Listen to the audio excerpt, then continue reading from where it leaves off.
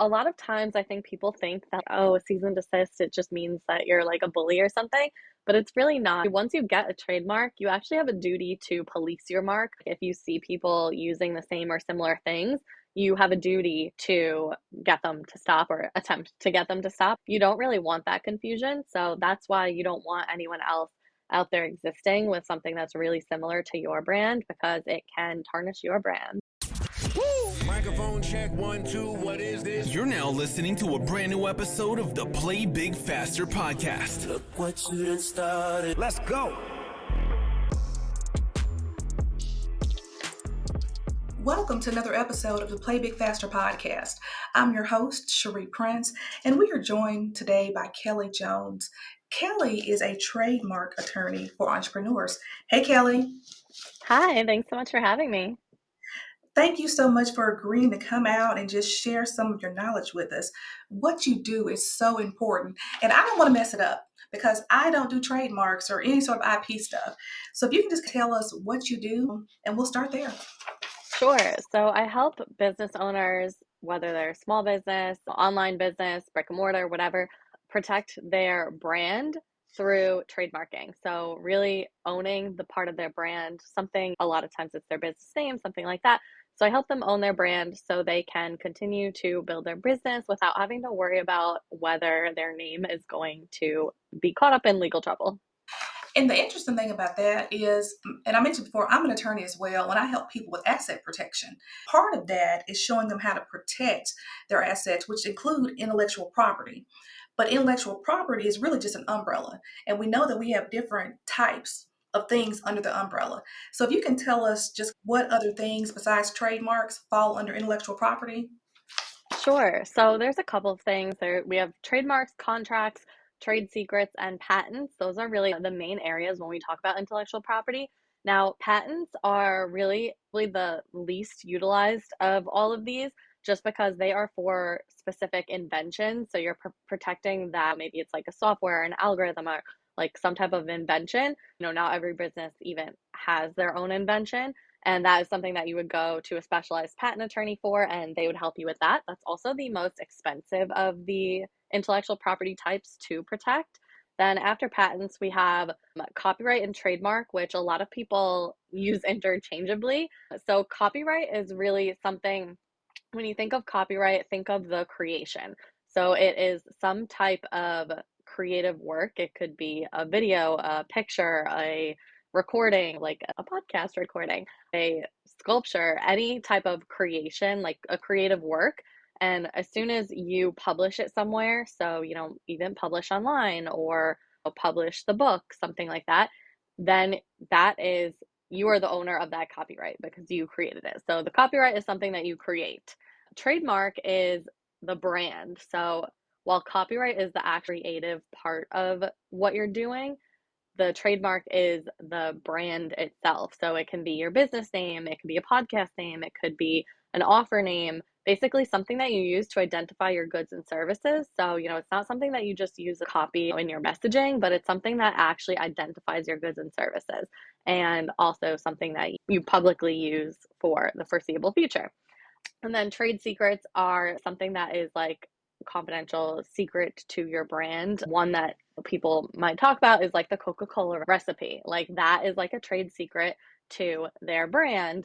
So this is something that obviously people want to protect because they don't want everyone, knowing this. So that is just something else that intellectual property protects. So that's a breakdown of those four things. Yeah, I use the example a lot when I'm talking about asset protection. If I had just one piece of intellectual property to go into my estate plan, I would choose Jordan's Air Jordan symbol because the symbol in and of itself is worth $1 billion easily. That's what his net worth is basically based on. And so I love this stuff, and I hate that I don't concentrate a little bit more into it, but I love to talk to people that do and for them to give us all great examples on how we can protect trademarks. So tell us what you do with entrepreneurs and trademarks. Yeah, so what I really focus on is helping the business owner protect their brand. So that usually involves filing the trademark, sometimes helping with choosing which parts of their brand are actually trademarks and things that they want to protect, and also maybe helping with rebrand process if it's something that you are not going to keep or you can't keep because someone else essentially filed for something before you did. So we work together through the pre-trademark process, and then everything that we need to do before filing, and then also the entire trademark process, filing with the USPTO, because that is taking a year and a half on average right now. Wow. Very long time, federal government moving very slowly. So it's a long process. So I work with business owners through that entire process. And then also in the future, when it comes time for them to renew their trademark, which is after year 5, and then after year 10, and then every 10 years after. And that's basically just to show that you're still in business, because not every business continues to use the same trademark for all time, pretty much. And so I love that you made that distinction that it's federal. So you can work with people anywhere in the United States. You don't have to be in a certain state to do it. My clients are pretty much all over the country. You just have to be licensed in one state in order to work with clients anywhere, as long as they're filing in the US. So it can even be clients that are, outside of the US if they want to file within the US. There are state trademarks, and that sometimes is something that we consider for a business. Like if it is something that cannot be federally trademarked in the cannabis industry, for example, because it's not yet approved under federal law for all types of things, then that might be like an instance where they might get a state trademark instead.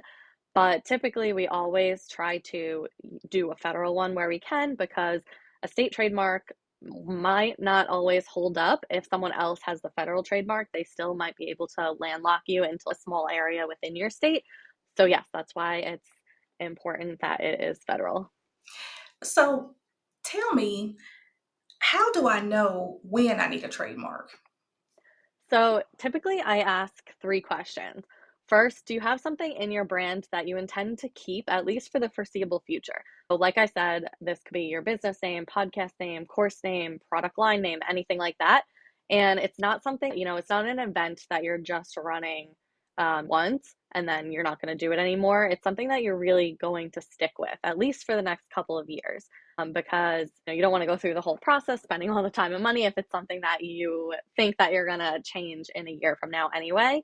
So first, if they have something like that. If they do, then would you be upset if someone else had the same or similar name as you? One day you're just scrolling on Instagram or something and you see someone with the same or very similar name and they're doing something that is similar to what you're doing. Would that upset you? And it should upset you, because the whole point of the trademark, it's not just to like try to get a monopoly on something and prevent competition. The main point is to not confuse consumers, because if you're operating a business and someone else is operating a business and you're both doing the same thing and you both have maybe it's almost identical name, but it differs. One business has an S at the end, or one business has one additional word. People could be confused if they're going to go Google your name and both of you come up. They might think, oh, are you related business owner? Is it connected, affiliated somehow? And that's how confusion comes about. And that's what we don't want. And then, so if you would be upset by that, then the third question is, would you be upset now if you were forced to rebrand? And that could be because maybe that other business owner that you see pop up had filed a trademark before you and then forced you to rebrand, or they filed the trademark and then sent you a cease and desist letter, something like that. So if you don't want to have to be forced to rebrand or forced to handle dealing with a cease and desist and anything that comes with that, then that's when you might consider, okay, maybe it's time to get a trademark. Okay, Kelli, this is so good. So you brought up something that's really interesting. In the event that someone else possibly has filed a state trademark and you are now applying for a federal trademark, what does that look like? You having prior knowledge or even finding out after the filing? What are your options? Yeah, so that is the tough part. So sometimes it really only becomes an issue if either one of the businesses know about the other one and they don't want the other one maybe to operate. Maybe you aren't in their state yet where they have the state trademark, but you plan to expand there. And I know that that could be potential confusion, but you have the federal trademark. or maybe you have the state trademark and then you see someone with a federal and you don't want them coming into your state. But either way, this brings up a one of my favorite stories. It's the Burger King story. The Burger King chain that we see everywhere around us, fast food chain, that was not the initial Burger King. The original Burger King actually was in Mattoon, Illinois, and they had a state trademark in Illinois. And then came along this Florida company that started also with Burger King name and started rapidly expanding everywhere, also started expanding into Illinois. The original Burger King started a lawsuit because it was causing confusion with more and more Burger King chains popping up all around them. And so they started the lawsuit. They had their state trademark. They thought, oh, it was good. We can at least we can't prevent you from, using your chain everywhere else, but we think we can prevent you from Illinois. The court said no. They said your state trademark only gives you rights to a small geographical area. So they ended up landlocking them to a 20-mile radius. So Burger King chain that we see today can operate everywhere in the US except for that 20-mile radius where the original Burger King is. It has been sold now since in the past couple of years, so I'm not sure if they're still operating it as Burger King, but they were at least till 2015. So that is the story that I always like to tell. You don't want to end up being that original Burger King. They're the one that came up with the name, that started it, and then the other Burger King came in, got a federal trademark, and knocked them out. 20 miles is not a big area when you're trying to expand your business. So federal trademark is typically always what we try to go for. What about if I'm in e-commerce and I have products that are being sold internationally? How does my federal trademark, can someone in a different country come with the same trademark over in UK? How does that work? Yeah, so that is a tough thing too. So basically, the first step in the process when you come to work with a trademark lawyer, we do a full search. It's more advanced than the free search that you can do on the trademark website right now, because it uses algorithms that looks really deep into other things that could be similar or the same as your business name. And a lot of times so we look at things that are like already pending trademarks, already registered trademarks, and also things that just exist in what we call common law that are like existing out there on the internet, but they're not registered. And this is where sometimes we see things pop up in other countries. And that's really where we want to dive in and look to, are they just selling in another country and not in the US? And also, does my client want to stay just within the US or they want to expand? And do they want to expand in those countries where we see potential overlap? Because your federal trademark only protects you in the US. Once you get your federal trademark or you apply for your federal trademark, you can use that application to then try to apply in other countries as well if you want to expand, let's say to the UK, to Canada, certain countries. But if you already see ones out there and you then potentially want to sell in those places, that could be a consideration too of, oh, is this potential infringement if I'm selling there? Because if they already have a trademark. So that's just something that you have to think about and be looking at too if you plan to sell outside of the US. That's why also some businesses, they have one name in some countries and a different in others, like TJ Maxx in the US, it's TJ Maxx.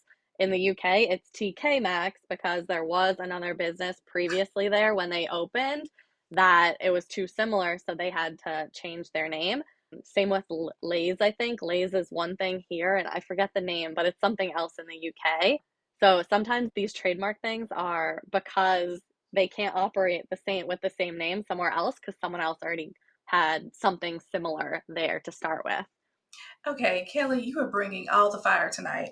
Hey, Max, that's just hilarious to me. Right? That is so hilarious.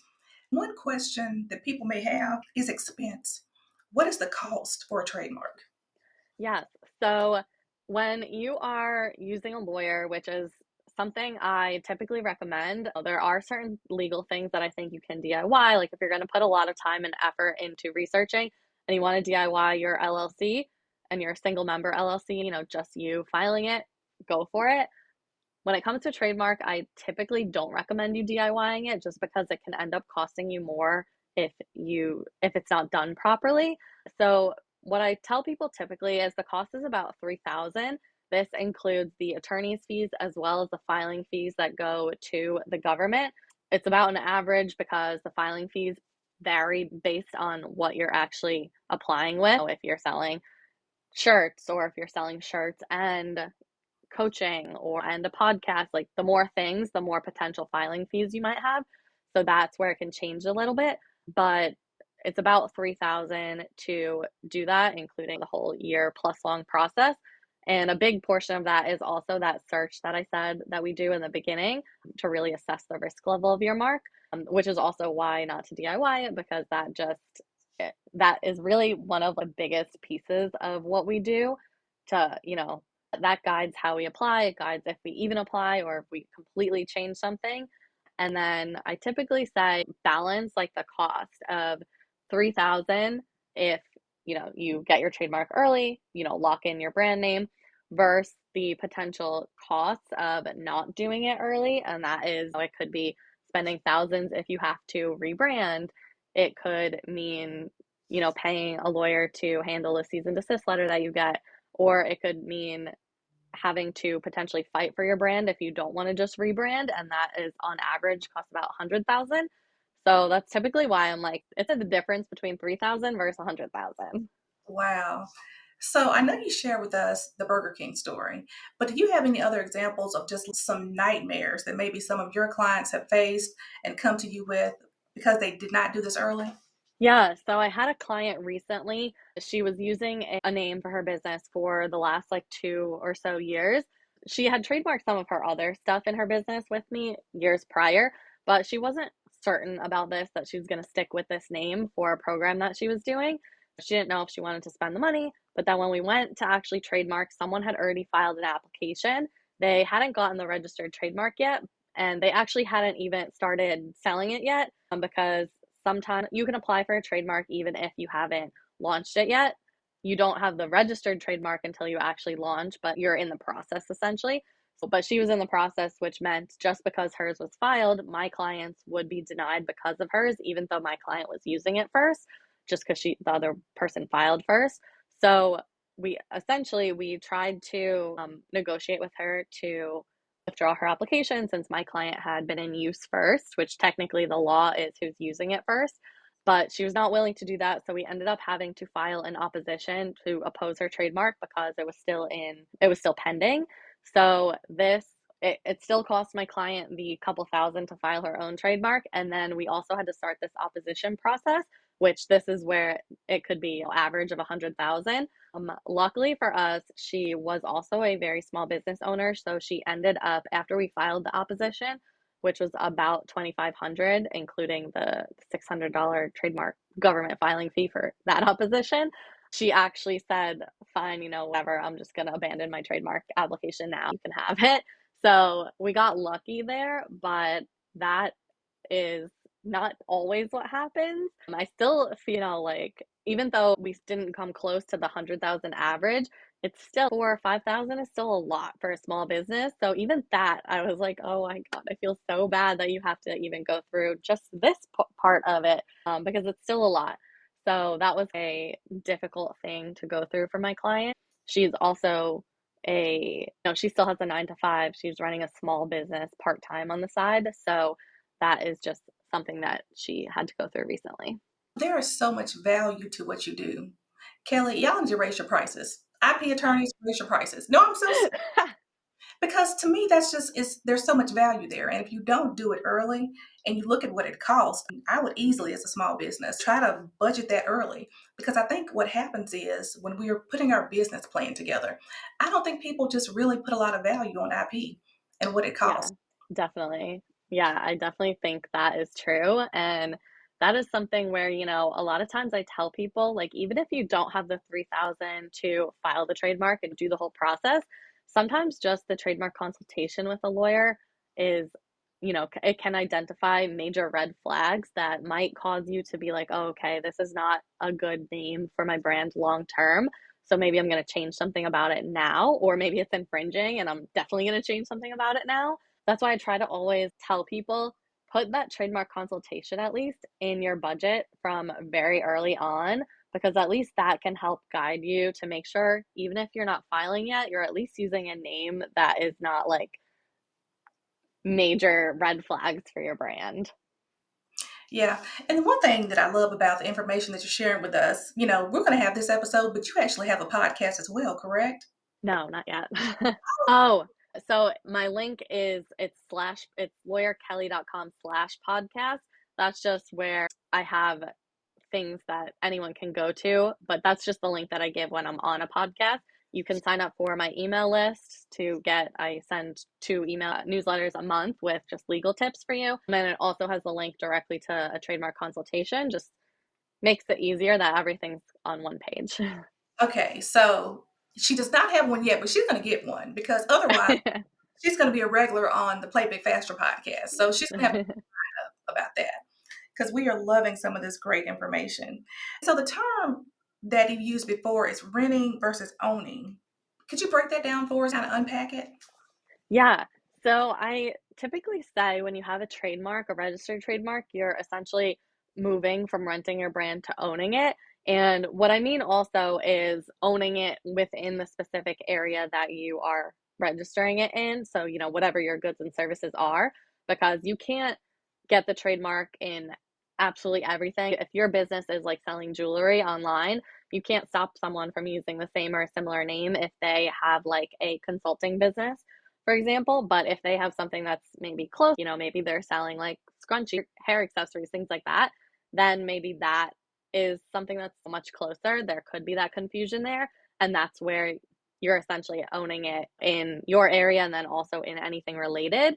And that's really where, because when you don't have that federal trademark, you're essentially just renting it, because then someone could essentially force you to rebrand at any time, whether it's through a cease and desist or whether you decide, okay, I'm ready to trademark, and we start the process, we start the search, and we see, oh, someone else has already trademarked something that's very similar. It's going to be very unlikely for you to actually get the trademark and then have to be rebrand that way.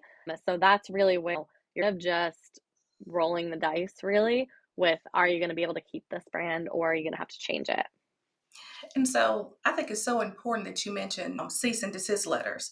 That was one way that the artist formerly known as Prince, or Prince Nelson, whatever he went by at the time of his passing, but that's one way he defended his brand. Every single time someone tried to infringe upon his trademarks, he would send out a letter. Could you tell us why that is so important? Yeah. So a lot of times I think people think that, oh, a cease and desist, it just means that you're like a bully or something, but it's really not. You actually, once you get a trademark, you actually have a duty to police your mark, which essentially means like if you see people using the same or similar things, you have a duty to get them to stop or attempt to get them to stop. And that's typically done through a cease and desist letter. And really, this is because it all comes back to that confusion. You don't want people to be confused by the copycat brands or somewhat copycat brands, because that's where you get people that like, they come to you after and they're like, oh, I want a refund. And you're like, oh, I don't even see your order. You didn't order from my store. You ordered from someone else. Their brand was so similar that they thought they were ordering from you. So that can be a detriment to your reputation, if especially if the other brand, you don't have great customer service or their product is not as great as yours, their service is not the same as what you would provide. You don't really want that confusion. So that's why you don't want anyone else out there existing with something that's really similar to your brand, because it can tarnish your brand. This is so good. I would keep you here forever, but I know he can't. So tell me this. If you had one piece of advice to give to a business owner as it relates to owning their brand, what advice would you give them on how to play big faster as it relates to owning their brand? I would say the best thing you can do is to speak with a lawyer as soon as possible early in your business, to really prioritize what legal your business needs and when. But every business is different. If you're an e-com business, you might need the order of what legal stuff you need might be different from if you have a brick and mortar.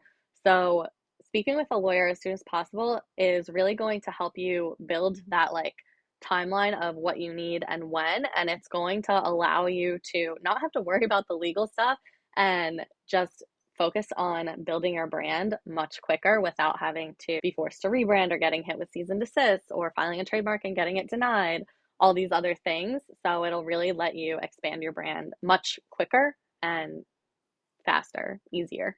Kelly, how can we find you? If we want to ask you more questions and support the things that you do, where's the best place that we can look for you at? Yes, so you can find me on Instagram at lawyer Kelly with an I underscore. I'm also on TikTok, lawyer Kelly with an I, and then my website is lawyerkelly.com. Thank you so much for being with us. Yeah, thanks so much for having me. And until next time, play big faster. Thanks for listening to this episode, and remember to play big faster.